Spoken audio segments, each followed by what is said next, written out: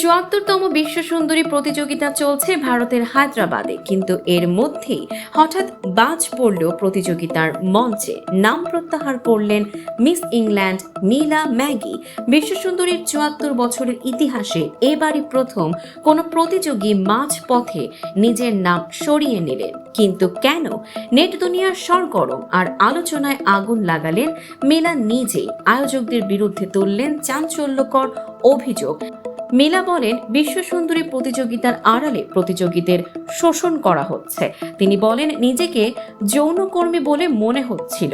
বানরকে যেভাবে নাচানো হয় সেইভাবে আমাদের পারফর্ম করতে হচ্ছে। এরপরে তিনি বলেন, আমি কারো মনোরঞ্জনের পাত্রী হতে আসিনি।